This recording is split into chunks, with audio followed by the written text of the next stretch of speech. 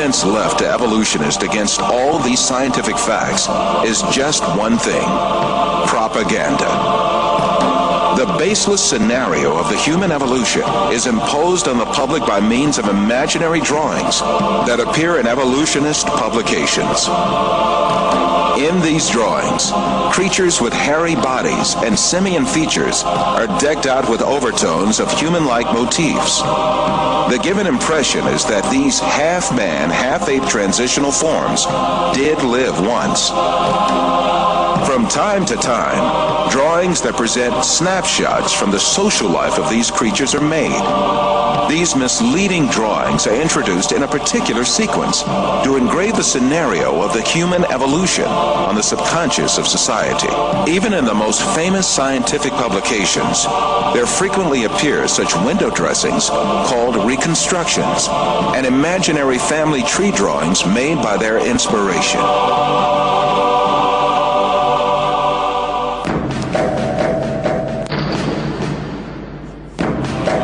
The imaginative power of evolutionists is not limited to fictional drawings and models. They go even further and shoot movies in which imaginary half-man, half-ape creatures act. However, all of these are pure deception. The only evidence at hand is generally nothing more than a few skull fragments or a tibia. The hair, skin, nose, ears, lips, or other facial features of a living being cannot be determined from its bone remains.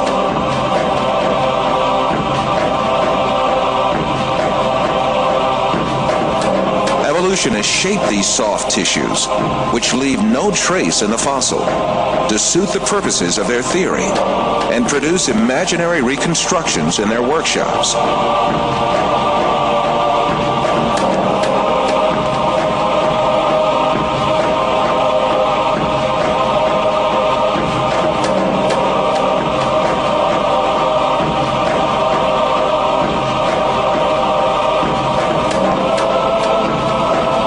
Houghton from Harvard University states that these drawings have no scientific value. You can, with equal facility, model on a Neanderthaloid skull the features of a chimpanzee or the lineaments of a philosopher. These alleged restorations of ancient types of man have very little, if any, scientific value and are likely only to mislead the public. Evolutionists go so far in this subject that they can even invent very different faces for the same skull.